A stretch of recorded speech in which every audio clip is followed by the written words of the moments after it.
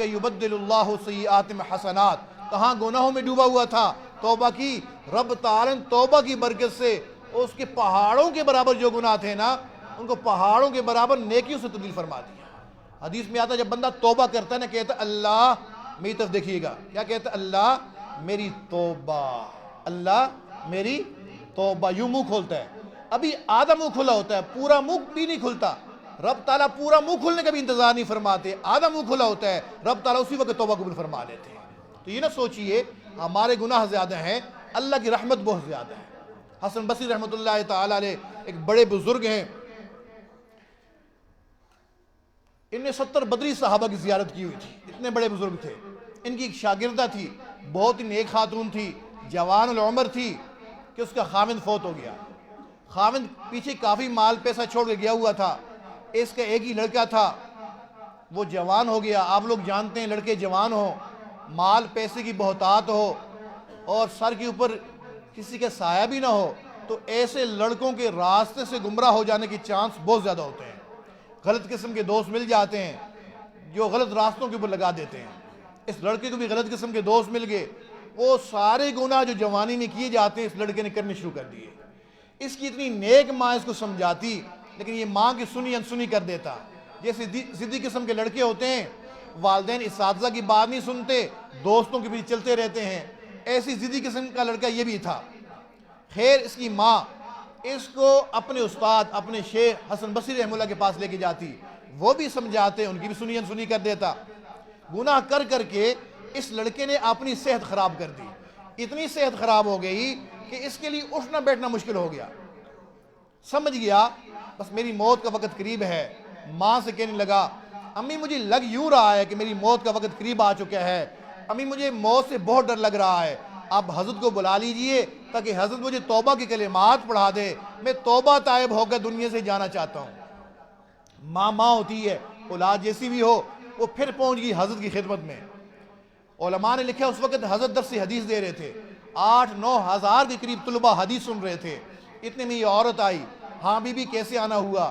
حضرت میرا بیٹا بہت زیادہ بیمار ہے، وہ سمجھ رہا ہے کہ موت کا وقت قریب ہے، اس نے مجھے بھیجا ہے کہ حضرت کو بلا کے لے آؤ تاکہ مجھے توبہ کے کلمات پڑھا دیں۔ حضرت نے فرمایا کیوں اس کی باتوں میں آ جاتی ہو؟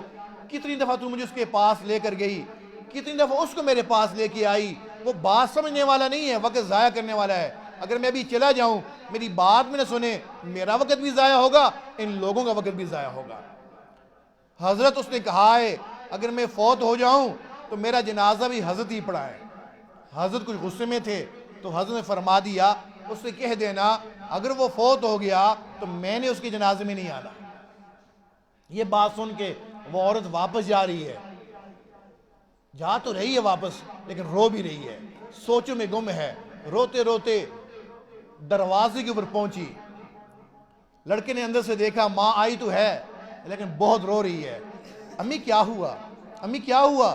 حضرت نے کیا جواب دیا؟ لڑکے تو اتنا بڑا بدبخت ہے، حضرت نے کہہ دیے اگر وہ فوت ہو جاتا ہے میں نے اس کے جنازے میں نہیں آنا۔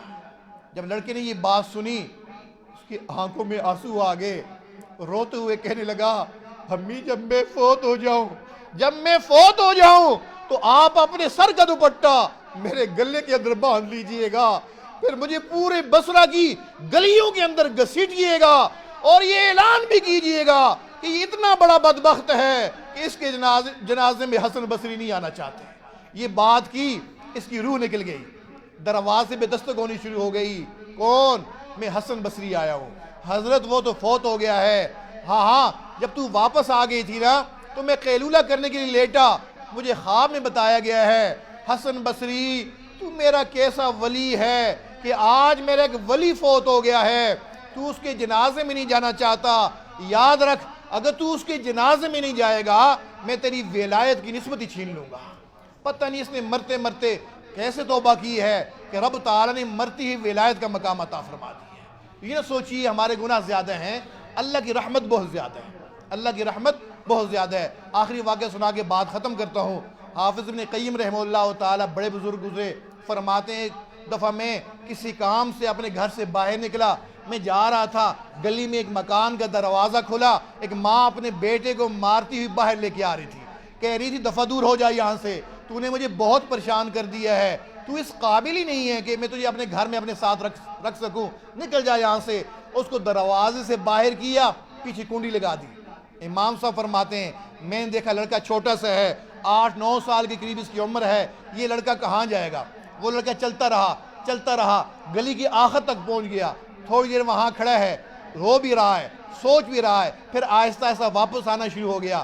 دروازے کے ساتھ ہاتھ لگاتا ہے، دروازہ بند ہے، ہمت نہیں ہے دروازہ کھلوائے، ماں کا ڈر ہے، وہیں بیٹھ جاتا ہے، نیند آتی ہے، سو جاتا ہے۔ امام صاحب فرماتے ہیں میں سارا منظر دیکھ رہا تھا، اتنے میں اس کی ماں نے پھر کسی کام سے دروازہ کھولا۔ اس بیچاری کا غصہ ابھی تک دور نہیں ہوا تھا، اس نے دیکھا لڑکا یہیں لیٹا ہوا ہے، تو اس کو دوبارہ جو ہے گربان سے اوپر پکڑا، جھنجھوڑا، ارے تو دفعہ دور کیوں نہیں ہو جاتا ہے؟ کیوں مجھے پریشان کرتا ہے؟ تو نے تو میرے ناک میں دم کیا ہوا ہے، جاتا کیوں نہیں ہے؟ جب دوبارہ اس کو کچھ جھنجھوڑا نا، اس کی آنکھوں میں آنسو آ گئے، روتے ہوئے کہنے لگا امی جب آپ نے مجھے مارا تھا میں چلا گیا تھا، میں گلی کی آخر تک پہنچ گیا تھا، میں نے سوچا چلو چلا جاتا ہوں، کسی کی جوتے صاف کر لوں گا، کسی کی منت سماجت کر لوں گا، اپنے پیٹ کی بھوک کو مٹا لوں گا، پر امی ایک خیال اور آ گیا جس وجہ سے میں واپس آیا۔ ارے کیا خیال آیا؟ امی مجھے یہ خیال آیا ٹھیک ہے میں اپنی بھوک مٹانے کے لیے تو کچھ کر سکتا ہوں، لیکن جو محبت مجھے آپ دیتی ہیں وہ محبت مجھے کوئی نہیں دے گا۔ امی یہ خیال آیا، میں واپس آ گیا ہوں، کتنا چاہتی ہیں آپ مجھے ماریے، امی میں آپ کو چھوڑ کے کہیں نہیں جاؤں گا۔ ماں کہنے لگی اچھا لڑکے اگر تجھے یہ خیال آ گیا ہے نا تو میں نے بھی گھر کے سارے دروازے تیرے لیے کھول دیے ہیں، جس دروازے سے چاہو داخل ہو جاؤ۔ اسی طرح جب بندہ مومن اللہ رب العزت کی حضور روتا ہے، دعائیں کرتا ہے، الہی عبدک العاصی عطاکا، اللہ تیرا گناہگار بندہ تیرے در پہ حاضر ہے، مقرم بالذنوب وقد دعاکا، اپنے گناہوں کا اقرار کر رہا ہے، پیارے اللہ آپ سے یہ دعا کر رہا ہے، فَإِن تَغْفِرْ فَأَنْتَ لِذَاكَ أَهْلُ، اگر آپ معاف فرما دیں گے اللہ یہ آپ کی شان کے لائق ہے، فَإِن تَدْرُدْ فَمَنْ يَرْحَمُ سِوَاكَ، اللہ جیسے آئے تھے اگر ویسی خالی خلی واپس لٹا دیا، آپ کے علاوہ کون ہے جو میرے اوپر رحم کرے گا؟ کس سے مانگیں، کہاں جائیں، کس سے کہیں، اور دنیا میں حاجت روا کون ہے؟ سب کا داتا ہے تو، سب کو دیتا ہے تو، تیرے بندوں کا تیرے سوا کون ہے؟ دعائے جو کچھ کہا گیا سنا گیا، اللہ رب العزت اس پہ عمل کی توفیق نصیب فرما دے۔ وآخر دعوانا ان الحمدللہ رب العالمین۔ دعا فرما لیجئے، ہمتاً متوجہ ہو کے دعا کیجئے، خوب رو رو کے دعا کیجئے، تھوڑی دیر کے لیے اپنے ساتھ والوں کو بھول جائیے، یہ نہ سوچیے کہ میں دعا کر رہا ہوں میرا ساتھ والا میری دعا کو سن رہا ہوگا، ساتھ والے کو بھول جائیے، اپنے رب کے ساتھ لو لگا لیجئے۔ الحمدللہ رب العالمین والعاقبۃ للمتقین والصلاة والسلام علی سید الاولین والآخرین وعلی آلہ وصحبہ اجمعین۔ اے کریم پروردگار ہم سب تیرے عاجز مسکین بندے ہیں، اللہ ہم سب کے سب گناہوں کو معاف فرما، ہماری خطاؤں سے درگزر فرما، ہمارے عیبوں کے اوپر پردہ پوشی فرما، اللہ ہمارے آنے والے وقتوں کو گزرے وقتوں سے بہتر بنا، آنے والی زندگی کو گزری زندگی کے لیے کفارہ بنا۔ اے کریم پروردگار جو گناہ ہم نے دن میں کیے ان کو بھی معاف فرما، جو راتوں میں کیے ان کو بھی معاف فرما، جو چھپ چھپ کے کیے ان کو بھی معاف فرما، جو اعلانیہ کیے ان کو بھی معاف فرما، اللہ جو گناہ ہمیں یاد ہے ان کو بھی معاف فرما، جو گناہ ہم کر کے بھول گئے مولا ان کو بھی معاف فرما۔ اے بے کسوں کے دستگیر، اے ٹوٹے دلوں کو تسلی دینے والے، اے پیارے اللہ ہمارے ساتھ رحمت والا معاملہ فرما۔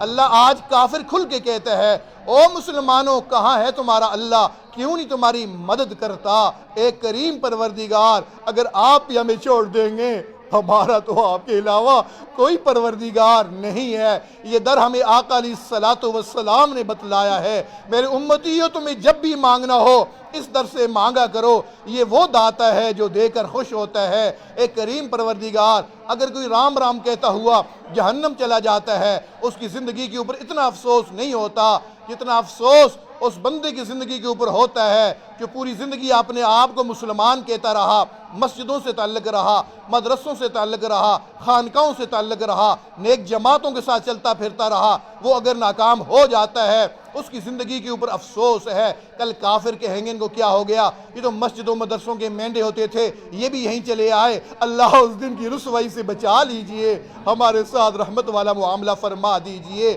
پیارے اللہ جی، ہم نے دنیا میں دیکھا ہے کوئی بچہ گندا ہو جاتا ہے، اس کی ماں اس کو پھینکتی تو نہیں ہے، سردیوں کی رات کے اندر بھی اٹھتی ہے، صاف ستھرا کرتی ہے، پھر صاف کپڑے میں لپیٹ کے سینے سے چمٹا لیتی ہے۔ مولا ہم بھی گناہوں میں لتھڑے ہوئے آپ کے در پہ حاضر ہیں، آپ بھی ہمیں گناہوں سے پاک صاف فرما لیجئے اور رحمت کی چادر میں لپیٹ لیجئے۔ اے اللہ اس پورے مجمع کے اوپر ایک رحمت کی نظر ڈال دیجئے، اللہ جی ڈال دیجئے، ڈال دیجئے۔ آپ کی ایک رحمت کی نظر کی بات ہے، ہماری تو زندگی کا سوال ہے۔ اللہ یہ دعا کرتے ہوئے ڈر بھی لگتا ہے کہ آپ کی طرف سے یہ جواب نہ آ جائے۔ لوگوں میں رحمت کی نظر تو بلال پہ ڈالتا تھا، سمیہ پہ ڈالتا تھا، خبیب پہ ڈالتا تھا، ارے تم اپنے کرتوت تو دیکھو، تمہارا ظاہر کچھ ہے، تمہارا باطن کچھ ہے۔ مولا مانا کہ ہم گناہگار ہیں، خطا کار ہیں، پر ہم بھی تیرے بزرگوں سے نسبت رکھتے ہیں۔ اللہ اس نسبت کی لاج رکھ لیجئے اور ہم سب کو معاف فرما دیجئے، معاف فرما دیجئے، معاف فرما دیجئے۔ اے پیارے اللہ، اے پیارے اللہ، ہم نے پڑھا ہے، سنا ہے، آپ کی رحمت کی نظر جب کسی کے اوپر پڑ جاتی ہے اس کی زندگی کا رخ تبدیل ہو جاتا ہے۔ اللہ آپ نے رحمت کی نظر جب فضیل بن عیاض کی اوپر ڈالی تھی، اس نے ڈاکوں کی سرداری چھوڑ دی تھی، امام الاولیاء بن گیا تھا۔ آپ نے رحمت کی نظر جب بشر حافی کے اوپر ڈالی، اس نے دنیا کی شراب پینی پلانی چھوڑ دی، آپ کی محبت کی شراب پی لی۔ پیارے اللہ ایسی ایک نظر اس پورے مجمع کے اوپر ڈال دیجئے، پیارے اللہ جی ڈال دیجئے۔ اے پیارے اللہ جتنی بھی پریشان حال ہیں اللہ سب کی پریشانیاں دور فرما دیجئے، جو اولاد کی وجہ سے پریشان ان کی پریشانیاں دور فرما دیجئے، جو گھر بار کی وجہ سے پریشان ہیں ان کی پریشانیاں دور فرما دیجئے، جو صحت کے معاملے میں پریشان ان کی پریشانیاں دور فرما دیجئے۔ مولا اٹکی ہوئے کاموں کو حل فرما دیجئے، مشکلوں کو دور فرما دیجئے۔ مولا جن گھروں کے اندر آپس میں لڑائی جھگڑے چلتے رہتے ہیں اللہ وہاں محبتیں پیدا فرما دیجئے۔ مولا جن گھروں کے اندر جوان بچے جوان بچیاں ہیں اللہ ان کے لیے نیکوکار جوڑ پیدا فرما دیجئے، ماں باپ کو ان کا فرض ادا کرنا آسان فرما دیجئے۔ اے اللہ جو بے اولاد ہیں ان کو نیک صالح اولاد عطا فرما دیجئے، اللہ جن کی اولاد ہے ان کو نیک بنا دیجئے، ماں باپ کی آنکھوں کی ٹھنڈک بنا دیجئے۔ ایک کریم پروردگار جو قرض دار ہیں قرض خلاصی کے اسباب مہیا فرما دیجئے، جو بے روزگار ہیں ان کو حلال طیب روزگار عطا فرما دیجئے۔ پیارے اللہ اس محفل میں جو لوگ بیمار ہیں، یہ جو ہمارے عزیز و اقارب بیمار ہیں، چھوٹے بڑے مرد عورتیں گھروں میں اسپتالوں میں، اللہ سب کو شفا عطا فرما دیجئے، شفا کاملہ عاجلہ مستمرہ عطا فرما دیجئے، ظاہری باطنی روحانی جسمانی شفا عطا فرما دیجئے۔ مولا جو ہمارے عزیز و اقارب دنیا سے جا چکے ہیں اللہ ان سب کی بخشش فرما دیجئے، سب کو جنت الفردوس میں اعلیٰ مقام عطا فرما دیجئے، ہمارے ہر نیک عمل دعا میں ان کو شامل فرما لیجئے۔ مولا بہت سارے مردوں عورتوں نے دعاؤں کے لیے کہا، خط لکھے، فون کیے، زبانی کا میسج کیے، اس محفل میں جتنے لوگ بیٹھے ہوئے ہیں جو دعاؤں کے لیے کہنا چاہتے تھے لیکن نہیں کہہ سکے، اللہ آپ سب کی حاجتوں کو جاننے والے ہیں، جس کی جو حاجت ہے اللہ غیب کے خزانوں سے پوری فرما دیجئے، جس کی جو ٹینشن اور پریشانی ہے اللہ اپنے فضل و کرم سے ان کی پریشانی کو دور فرما دیجئے۔ مولا ہمارے اس ادارے کو دن دگنی رات چوگنی ترقی عطا فرما دیجئے، یہاں پڑھنے والے طلباء، پڑھانے والے اساتذہ، انتظامیہ والے، معاونین، محبین، اللہ سب کو قبولیت عامہ تامہ نصیب فرما دیجئے، ہر بچے کو دین کا مینارہ بنا دیجئے اور پورے عالم میں دین کی خدمت کے لیے قبول فرما لیجئے۔ مولا ہمارے اس ادارے والوں کی جو ضروریات ہیں اللہ ان کو غیب کے خزانوں سے پورا فرما دیجئے، رب کریم رحمتوں والا معاملہ فرما دیجئے۔ اللہ ہمارے اس مدرسے سمیت تمام مدارس دینیہ کی حفاظت فرما دیجئے، اللہ دعوت و تبلیغ کے کام کی حفاظت فرما دیجئے۔ مولا جن خانقاہوں میں اللہ لاتا ان خانقاہوں کی حفاظت فرما دیجئے، اللہ جو لوگ تیرا نام بلند کرنے کے لیے اپنی جانیں ہتھیلی پہ لیے ہوئے مولا ان کی مدد فرما دیجئے۔ اللہ ہمارے اس ملک کی حفاظت فرمائیے، جو ہمارے اس ملک کے دشمن ہیں اندرونی یا بیرونی ان کو ہدایت عطا فرمائیے، جن کی قسمت میں ہدایت نہیں ہے ان کو چن چن کے دفع دور فرمائیے، تینوں حرم کی حفاظت فرمائیے، ہم سب کو حرمین شریفین کی زیارت نصیب فرمائیے، زندگی میں بار بار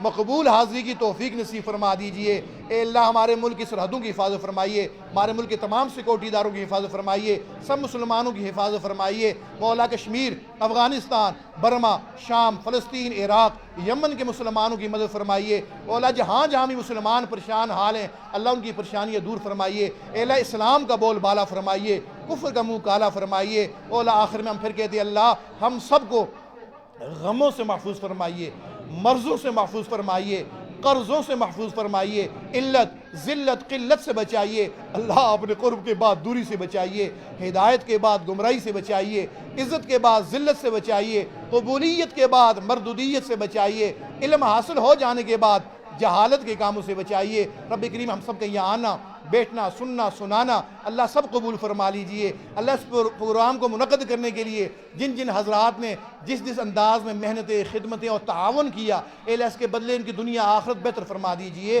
صلی اللہ تعالی علی خیر خلقہ محمد وعلی آلہ وصحبہ اجمعین برحمتک یا ارحم الراحمین۔